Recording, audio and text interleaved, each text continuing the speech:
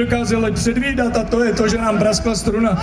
Nyní zřejmě dojde čas na onu slibovanou píseň, která nikdy nevznikla, která zřejmě vznikne právě teď, a je to právě ona Hoří Malta. Já bych teda... Původně jsme to neměli úplně v plánu, ale nakonec nás situace předběhla. Navíc to Jan Budař zopakoval tolikrát, že by bylo trapné to teď neudělat. Jenom se vás zeptám, o čem si myslíte, že by tak zhruba píseň Hoří Malta měla být? Co?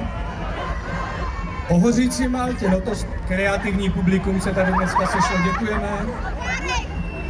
Můžu, ale teď to zahrajeme. Tak zahrajeme Maltu, no. Teď zahrajeme Maltu a vy musíte začít tančit, ale pojďte za náma.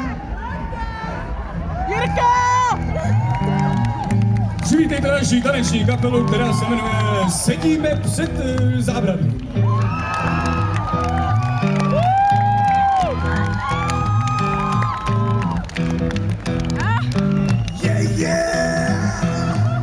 Když hoří Malta, není to snadné ji uhasit, čeká mě Jalta. To bylo jenom kvůli rymu, ale přesně nevím, co teď tomu chci říct. Tamhle je balonek, na něm jsou napsané trička, vůbec tomu nerozumím, ještě, že tu mám Jiříčka a že mám člověka, co křičí, zřejmě zná naše tanečníky. Je dobře, že je krásně, že nemusím mít sebou deštíky. Jsme úplně překvapení, že úplně dozadu je tolik moc lidí. Moje oči, které mají 2 dioptrie dozadu, skoro nevidí. Stavím tam člověka, který nese krabici nad hlavou. Mám pocit, že ten tanečník teď našel právě svou pravou. Dámy a pánové, děkujeme, že jste tak tolerantní. To se jen tak nevidí, na tolerantní není úplně žádný rým.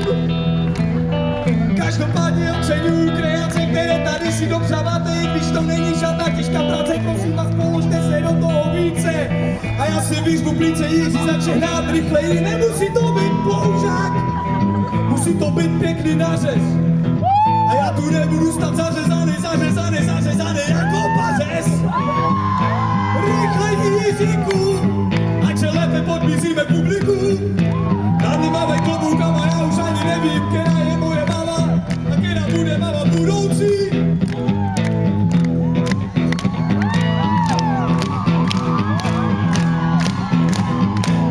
A teď se oddejme tomu tanečnímu plesu. Zde, Praze na nálesu. Nemusíte se ostýchat, můžete taky tancovat, i když nejste na pódiu. Na to nevadí. A slečna dneska krásně, ale tak nějak unaveně. Mně to vždycky líto, když docházejí síly ženě. Prosím pěkně, rozhýbejte, co jí máš na ramenou. Ale, chce si zakázej tak jako s ženou. A tamhle člověk pořád točí něco na foťák, nebo na telefon.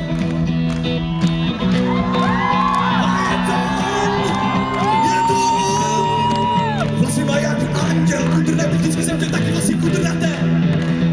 Ale nemám je, protože táta je měl rovné. A moje máka je měla taky rovné a neměla jich moc, teda má jich moc, ale ne tak kolik bych si představoval. Tohle je hodně špatný vál. Člověče, co to máte za zady, to vypadá jak taky balonek nafukovací růžový, to nenosí chlapí.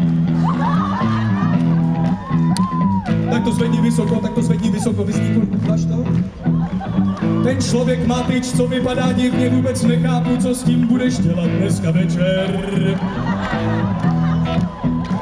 Jsem dojatý, kolik vás tu je, ale ne tak, že bych brečel. A najednou všichni vytahujou takové ty podlouhlé balónky. A tam je berle, nepí dneska longy jako drinky. Pijte jen takové lehké osvěžení. Přátelé, zpívám to, protože tady moje kytara stále